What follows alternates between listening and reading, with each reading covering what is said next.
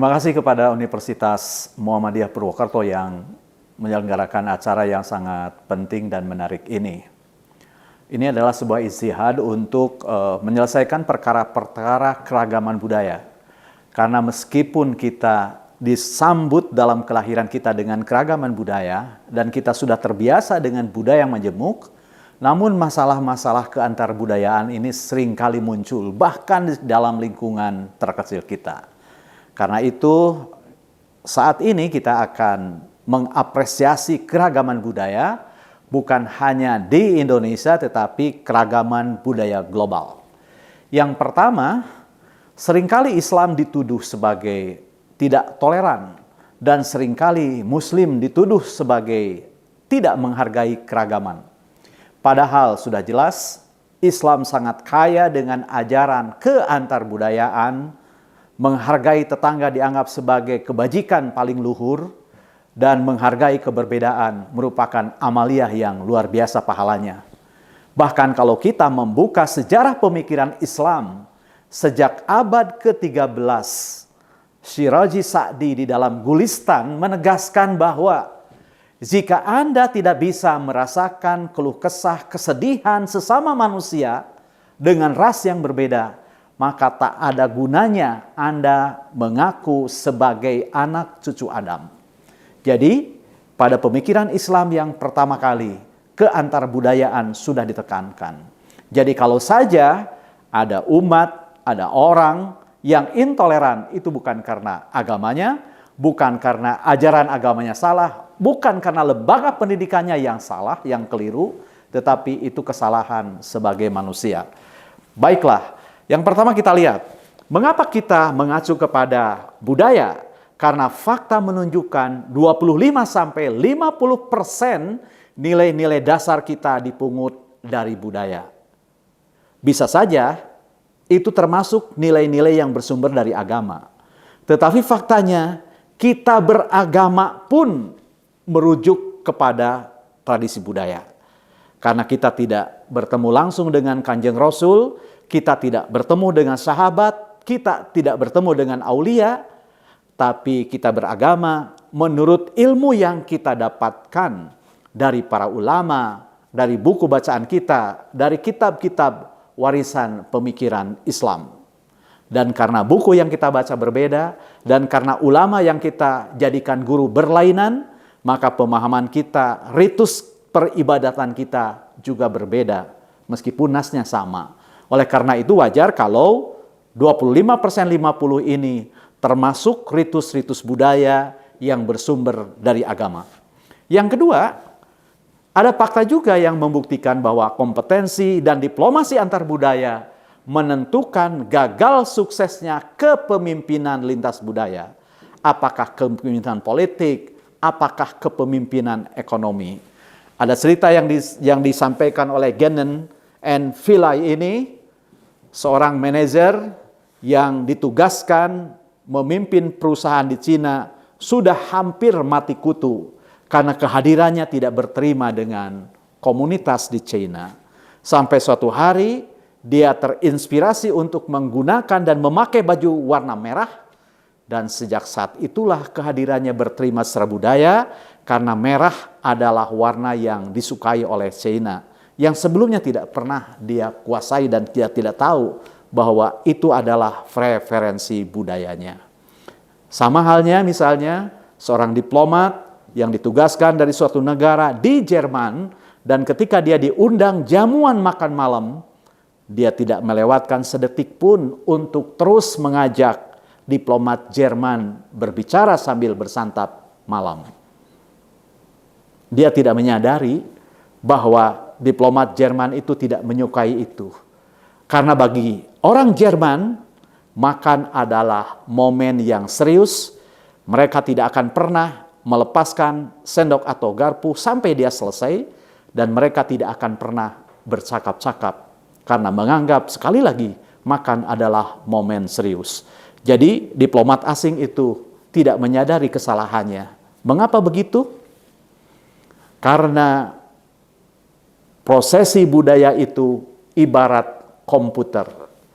Sekali program komputer dijalankan lewat perintah tertentu, maka dia akan berjalan secara otomatis. Ritus budaya pun seperti itu. Sekali dia terangsang, maka dia akan muncul dalam cara-cara yang tidak disadari oleh pelakunya. Jadi seperti diplomat yang tadi menganggap bahwa perbincangan yang paling personal, tepat, dan momentumnya pas ketika makan malam, lalu dia praktekkan karena kesadaran itu, dia lupa bahwa orang yang tidak suka itu muncul. Dan orang biasanya baru sadar bahwa praktik budaya yang dilakukannya itu salah ketika ia diisolasi atau dikenai sanksi. Nah, oleh karena itu, jangan sampai sanksi itu keburu jatuh, jangan sampai isolasi keburu datang, maka baiknya kita pelajari bagaimana preferensi budaya orang yang akan kita kunjungi sebelum pertemuan dengan mereka betul-betul terjadi. Oleh karena itu, mengapa mempelajari keantarbudayaan penting? Sekali lagi saya sudah singgung barusan, seperti halnya komputer ini akan langsung otomatis, karena beroperasi secara otomatis, maka kesalahan sering tidak disadari sampai pelanggaran itu membuahkan sanksi. Nah, karena keantarbudayaan adalah entitas yang serba hadir, bahkan intensitasnya akan terus meningkat sejalan dengan makin menyatunya dunia ini, maka sikap yang harus kita munculkan tidak bisa lain kecuali berselancar di antara entitas-entitas budaya yang beragam ini. Kajian keantarbudayaan, keragaman budaya sudah lama dilakukan, misalnya secara teoritis kita bisa menyebut misalnya 6 dimensi kebudayaan yang disampaikan oleh Clarken dan Stolbeck pada tahun 1961. Dia menyebut ada 6 dimensi kebudayaan universal. Yang pertama orientasi tentang sifat manusia, ada yang jahat, baik, buruk, ini memacu keragaman sifat. Yang kedua orientasi tentang hubungan manusia dengan alam. Ada komunitas-komunitas yang menganggap hubungan manusia dengan alam harus selaras, Baduy misalnya, atau misalnya suku bangsa asli Amerika. Tapi tidak sedikit mereka yang menganggap alam adalah landscape yang harus dieksplorasi, bahkan ditaklukkan. Nah, ini yang menyebabkan kedekatan, bukan hanya kedekatan terhadap alam yang berbeda-beda, tapi ini pun merupakan sumber konflik antar manusia dengan alam, sekaligus antar orang dengan orang. Kita sering melihat dalam film bagaimana komunitas asli terpinggirkan, bahkan dimusnahkan oleh pendatang karena penduduk asli menganggap alam sesuatu yang harus dia lestarikan, sementara pendatang menganggap alam sebagai aset yang harus dimaksimalkan. Yang ketiga, orientasi tentang hubungan dengan orang. Ada yang mementingkan diri sendiri, ada yang mementingkan sosial sampai pada titik harus mengorbankan kepentingan sendiri. Yang keempat, orientasi tentang kondisi kemasyarakatan. Ada yang mereka fatalistik, artinya menerima apa adanya, menerima kondisi sosial, tapi tidak sedikit komunitas kelompok yang menganggap keadaan sesuatu yang harus diubah sampai pada cara-cara yang memuaskannya. Kemudian kelima, orientasi tentang ruang-ruang pribadi, ruang-ruang privat seberapa jauh, sehingga ada bangsa-bangsa yang menganggap ruang pribadinya sangat lebar, sehingga ketika dia berbicara terus menjaga jarak. Tapi dalam lingkungan seperti Indonesia, lingkungan masyarakat yang sangat guyub seperti Indonesia, maka ruang privat itu sangat sempit, sehingga berbicara sangat intim dekat jaraknya. Dan ruang publik menjadi sesuatu yang sangat luas dan terbuka. Dan terakhir, orientasi tentang waktu misalnya. Ada yang berorientasi masa lalu, masa sekarang, dan masa yang akan datang. Kemudian sumber kemajuan yang lain misalnya diungkapkan oleh Edward T. Hall tentang dimensi komunikasi yang berhubungan dengan konteks. Itu konteks sebenarnya pesan eksplisit yang harus disampaikan itu seberapa banyak. Ada orang yang cukup diberikan dengan pesan implisit atau harus banyak pesan eksplisit. Kemudian ruang, ini berhubungan dengan ruang, pengelolaan ruang pribadi dan privat seperti disampaikan oleh Clarken tadi.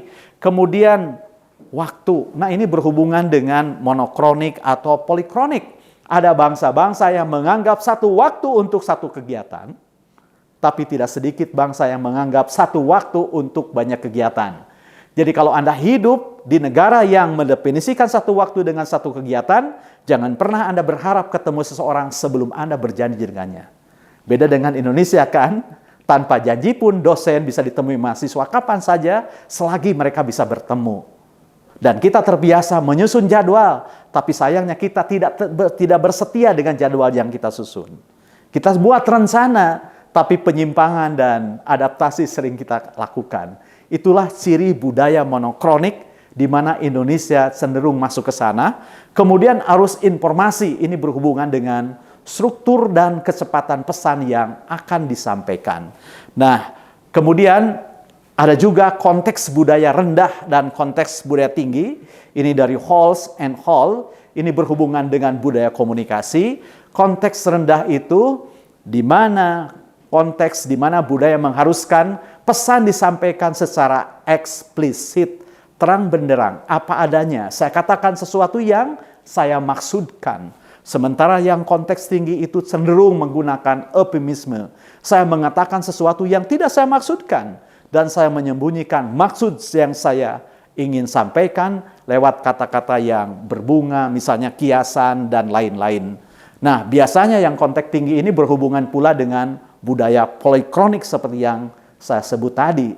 Jadi Indonesia konteksnya cenderung konteks tinggi, kemudian polikronik. Jadi kalau dibuat kontinum dari konteks tinggi misalnya ke konteks global ya, untuk secara global kita akan temukan misalnya mulai dari Jepang, kemudian negara-negara Arab, kemudian Prancis kira-kira di tengah kontinum, Amerika Serikat dan Jerman cenderung ada di ekstrim konteks rendah. Jadi itu peta secara kasar. Kemudian kita juga bisa menemukan misalnya keragaman budaya dari kelompok Chinese Culture Connections, gitu ya, di mana nilai-nilai budaya dasar itu berhubungan dengan power distance. Ini berhubungan dengan penerimaan atas alokasi kekuasaan secara hierarkis. Kemudian uncertainty avoidance, bagaimana orang menghindari dan mengelola ketidakpastian. Kemudian di samping juga ada collectivism dan individualism. Kemudian ada masculinity dan femininity dan tentu saja time horizon. Nah, kemudian juga ada the global study. Ini dilakukan oleh House dan kawan-kawan. Ini ada 9 entitas budaya yang merupakan fakta adanya keberagaman, mulai dari uncertainty avoidance sampai kepada performance orientation. Jadi, apa yang sudah dilakukan oleh para ahli sosiologi, antropologi, kajian antar budaya ini menunjukkan betapa ditinjau dari sisi manapun, apakah hubungan antar bangsa, apakah hubungan antar komunitas, apakah dimensi-dimensi komunikasi, keberagaman ini omnipresent, ada di mana-mana. Dan intensitas kita cenderung meningkat karena dunia semakin dipersatukan oleh berbagai perangkat teknologi. Bagaimana toleransi antar budaya yang harus kita bangun? Jadi, analoginya sederhana, keragaman budaya seperti dawai-dawai kecapi. Biarkan dia berjalan beriringan, tidak usah saling intervensi. Jadi toleransi adalah sikap tidak mengintervensi. Nah, itu intinya. Kemudian, yang kedua, adab yang kita bangun, adab yang kita ciptakan adalah pertama kita menyadari bahwa manusia secara alamiah sama. Tetapi kebudayaanlah yang membuat kita tampak berbeda. Oleh karena itu ketika kita temukan ada orang yang secara alamiah tidak sama, maaf misalnya depable, jangan perolok-olok, jangan rendahkan mereka, kita hargai. Sebab itu bukan situasi yang mereka inginkan. Namun apabila kita secara budaya menemukan komunitas yang mirip, itu sebuah kebetulan saja. Karena kebudayaan menciptakan keragaman. Nah, oleh karena itu ketika kita menolak keragaman, kita tidak bisa hidup dalam kondisi yang beragam. Sesungguhnya kita sudah mencampakkan sifat kemanusiaan kita. Yang kedua, perbedaan budaya itu bersifat nominal. Artinya, perbedaan itu tidak mengandung peringkat. Dia hanya penanda saja. Jawa, Sunda, Batak, kemudian agama Hindu, Protestan, itu penanda saja, tidak mengandung peringkat. Kemudian membangun komunitas yang majemuk, komunitas yang berbeda itu menuntut orang seperti dia berjalan di seutas tali yang sempit.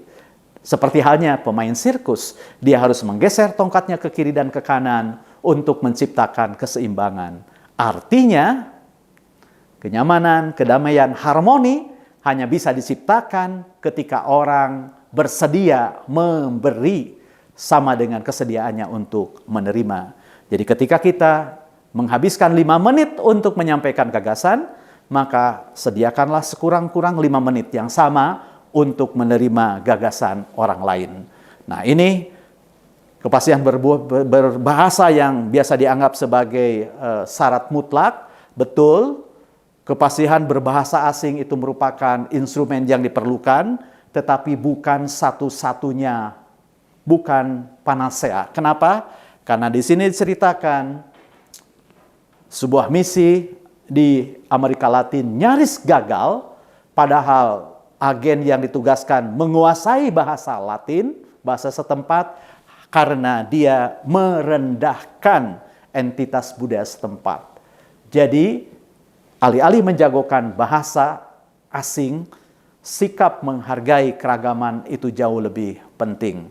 Ini wujud keragaman yang saya singgung tadi, bagaimana Sa'di bercerita, segenap ras manusia adalah anggota sebuah keluarga besar.